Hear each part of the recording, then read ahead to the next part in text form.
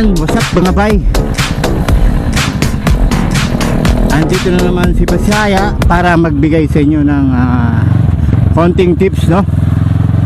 Si Bisayang Dako, he want to be right. Mga bay, wala na tong intro ha. Diretso na to. So mga bay, ako kahapon ay galing ako ng Quezon, Pagbilao, Quezon. So gusto ko lang i-share sa inyo kung saan mas mabilis papunta ng Quezon province o papuntang Bicol, no?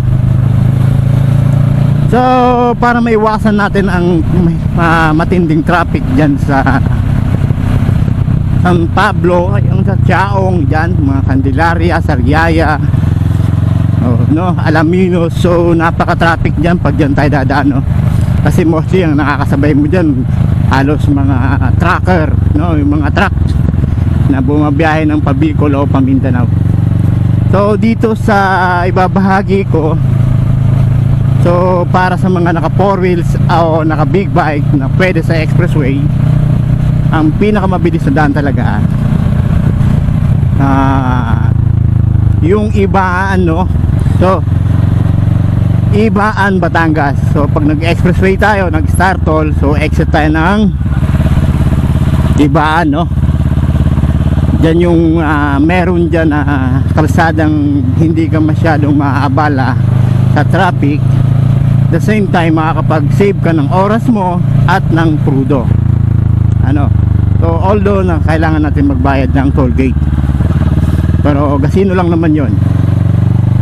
Pero yung masisave mo na oras ay malaki. Malaki ang masisave mo na oras. Kahapon hill ride lang naman ang takbo ko, sa mga 110 lang, 190 ganon. Yung basic na takbo lang, pero kinuha ko yung Quezon, Lucena ng 2 oras lang, no? Pag dyan kasi tayo nagdaan sa ano, abutin tayo ng siyam dyan, no? So pag nasa Ibaan ka ng mga bahay, no, diretso ka lang. So ang tutumbukin mong sunod ay Rosario, Batangas, Rosario. Pagkatapos noon, Ibaan naman, no? Ibaan ay yung San Juan. Okay, so San Juan, yung pinakabaryo ng San Juan, Batangas. So diretso ka pa rin. Ang sunod niyan ay yung ano na, Candelaria ka na. Makikita mo yung welcome to Candelaria. Muntik na maging kalendaryo. O Candelaria, hindi ka aabot sa mismong bayan ng Candelaria. So meron ka makikitang crossing doon, bypass ng Candelaria at bypass ng Eco Park. So kakanan ka sa Eco Park. Okay, no? Ang pinakadulo niya mga bay, ano na, Lucena. Napakaluwag dyan at wala kang ganong makakasabay na sasakyan, madalang. So do it what do you want sa top speed ng motor mo o sasakyan nyo, no? Siyempre mag-ingat pa rin, ano? Ganun lang. Rosario, Ibaan, Rosario, San Juan, mas diretso mo lang yan.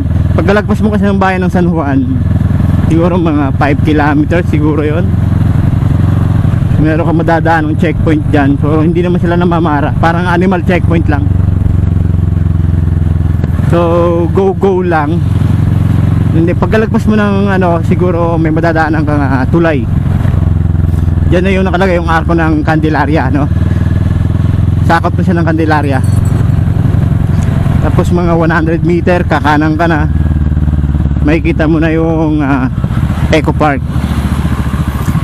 Okay, palatandaan yan mga bay, maraming nagtitinda ng pakwan o kung ano-ano man sa gilid. So diretsuhin nyo lang yan. Siguro mula dun sa may sinasabi kong pagkakanan ninyo Candelaria, no? Pagkakanan ninyo doon sa Eco Park na yan, o mga ano, 30 kilometers kaya yan, 30 kilometers mula doon sa may umpisa ng Eco Park hanggang sa Lucena ay mga 30 kilometers nga. Okay, 30 kilometers. So depende na yan sa inyo kung paano mo siya kukunin ng ilang minuto, no? Kasi pag kami naka 4 wheels, kuha ko siya ng 20 minutes. Pero mabilis ang takbo na yun. Siguro sa motor mga yun 20. Sa 4 wheel siguro pagpalagay natin 30 kasi yung motor mabilis kasi itong i-overtake, no? Lalo na pag ganitong klaseng motor. Yan, gusto ko lang ibahagi sa inyo yung kalsada na yan, no? Para hindi na tayo laging naiinis dyan sa napaka-traffic na ano na yan, yung Laguna at Quezon, no? Yan, so ngayon tayo papunta ng expressway. Punta tayong Valenzuela ngayon yan. So isa pa mga bay, dahil nga dyan sa traffic na yan, meron tayong mga nakakasabay na mainit ang ulo, no? Okay, pag nasisingitan natin nagagalit. Siguro dahil din sa traffic, nakakainit ng ulo talaga ang traffic. So kailangan habaan natin ang ating mga pasensya at matuto tayong maging mapagbigay, no, sa kapwa natin na motorista. Okay, yun. So meron akong no, although dun sa may Eco Park may kalayuan siya kung ikukumpara mo siya dun sa Chaong, dyan na kalsada, Chaong, San Pablo. Okay, so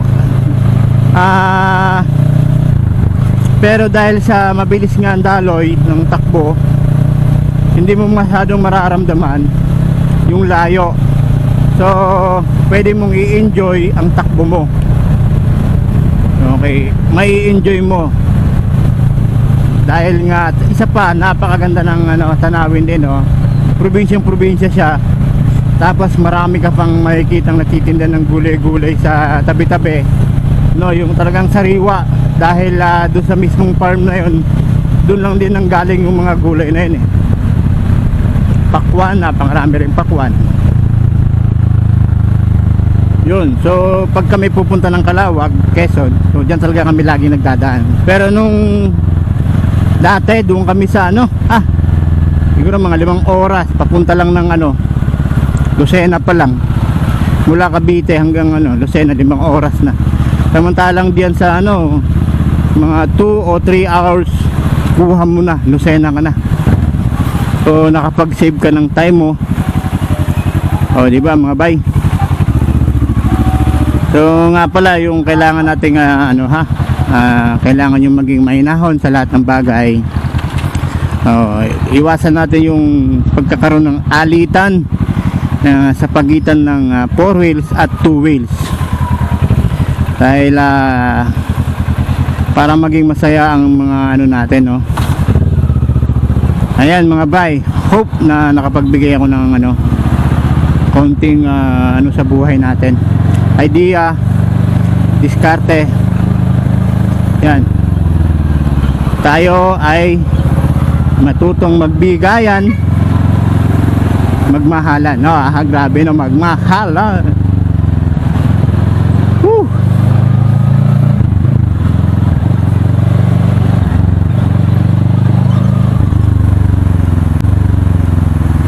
May wangwang ng wangwang sa likod mga bay.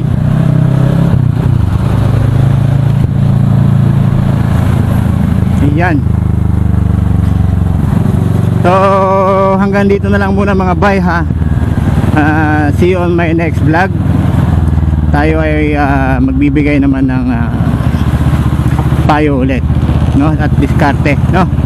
So dito muna si Born to be Ride, at laging nagsasabi peace.